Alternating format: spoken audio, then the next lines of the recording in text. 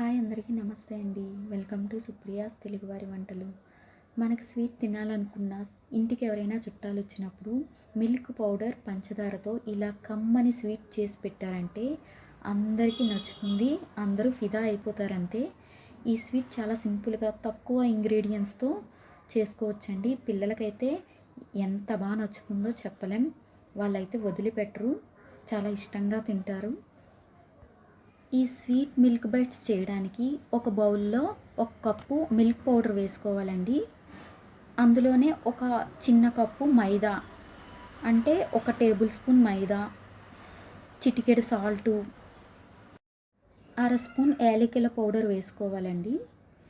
ఇప్పుడు baking powder ఒక spoon వేసుకోవాలి. మనకి ఈ బేకింగ్ పౌడర్ బేకరీస్లో దొరుకుతుందండి. ఇప్పుడు వీటన్నిటిని కొంచెం కొంచెంగా వాటర్ వేసుకొని కలుపుకోవాలి. కొంచెం కొంచెంగా వాటర్ వేసుకుంటూ చపాతీ పిండి ఏ విధంగా కలుపుకుంటామో అదే విధంగా చపాతీ పిండిలా కలుపుకోవాలండి. ఇలా ఈ విధంగా కలిపి పక్కన పెట్టుకోవాలి. ఇప్పుడు 15 నిమిషాల తర్వాత ఆ పిండి ముద్దని మనం ఈ విధంగా కట్ చేసుకోవాలండి. చపాతీ ఎలా అయితే మనం పాముకుంటామో అలా చపాతీలా పాముకొని కొంచెం దలసరిగా పాముకోవాలి. మరి చపాతీలా పాముకోకూడదు. కొంచెం దలసరిగా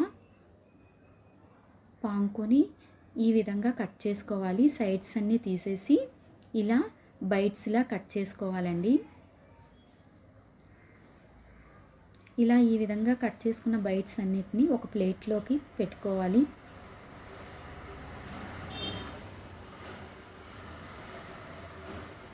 ప్లేట్లోకి సర్దుకున్నాక ఉన్న బైట్స్ని కూడా కట్ చేసుకోవాలి.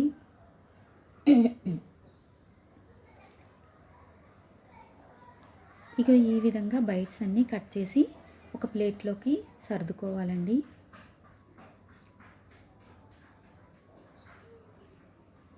ఈ స్వీట్ అయితే చాలా ఫాస్ట్గా చేసుకోవచ్చు, చాలా బాగుంటుందండి. పిల్లలకైతే చాలా ఇష్టం. మిల్క్ పౌడర్ కదా, టేస్ట్ కూడా చాలా బాగుంటుంది. అలాగే మెత్తగా కూడా ఉంటాయి.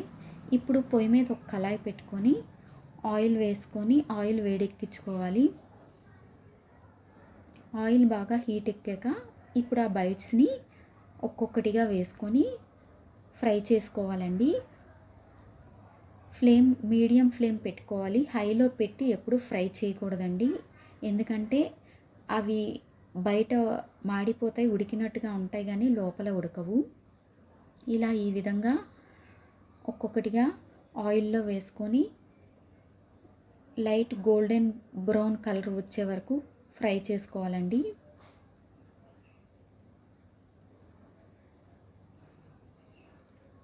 ఇప్పుడు ఇలా ఇవి ఫ్రై అవుతున్నాయి కదా, మళ్ళీ పక్కన పొయ్యి మీద ఒక స్టీల్ గిన్నె పెట్టుకొని పంచదార, కొంచెం వాటర్ వేసుకోవాలి. ఒక కప్పు పంచదార వేసుకున్నాను.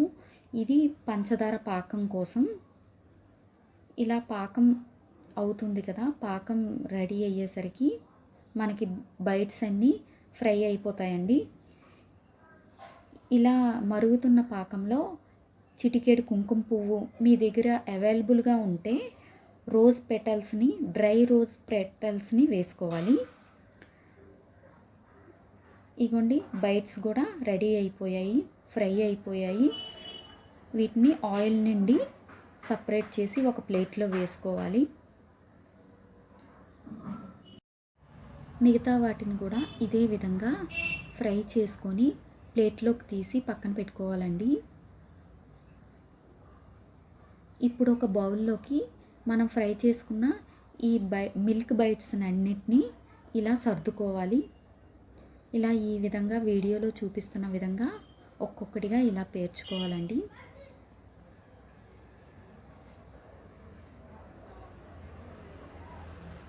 ఇలా ఈ విధంగా బైట్స్ అన్నీ ఒక బౌల్లోకి తీసుకున్నాక మనం పాకం రెడీ చేసుకున్నాం కదా, పంచదార పాకంని ఇలా పైనుంచి వేసుకోవాలండి. ఈ విధంగా వీడియోలో చూపిస్తున్న విధంగా ఇలా కొంచెం కొంచెంగా ఈ బైట్స్ మీద వేసుకోవాలండి. ఇలా వేసుకోవడం వల్ల బైట్స్ అన్నీ పాకాన్ని పడతాయి. టేస్ట్ చాలా బాగుంటుంది. చాలా ఫాస్ట్గా కూడా అయిపోయింది కదండి. ఇలా ఈ విధంగా పాకం మొత్తం కొంచెం కొంచెంగా ఈ బైట్స్ మీద అంతా అలా స్ప్రెడ్ చేసుకోవాలండి. ఇగోండి రోజ్ పెటల్స్ వేసుకోవడం వల్ల దాని ఫ్లేవర్ అంతా వస్తుంది, వీటికి పడుతుంది కనుక చాలా ఫ్లేవర్ బాగుంటుంది.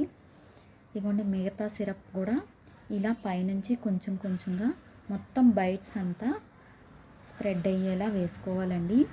ఈ స్వీట్ అయితే చాలా బాగుంటుందండి. మా ఇంట్లో మా పిల్లలకైతే చాలా నచ్చింది. చాలా ఫాస్ట్గా కూడా చేసుకున్నాం, సింపుల్గా కూడా అయిపోయిందండి.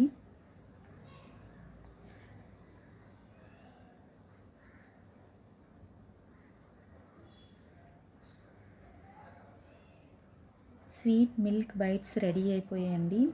ఇగోండి కలర్ఫుల్గా చూడడానికి ఎంత అందంగా ఉన్నాయి, ఎంత బాగున్నాయి కదా.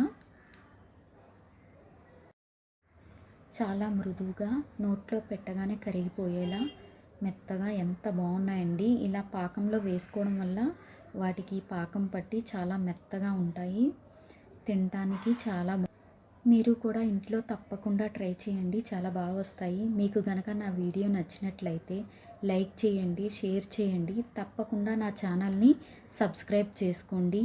Thank you for watching.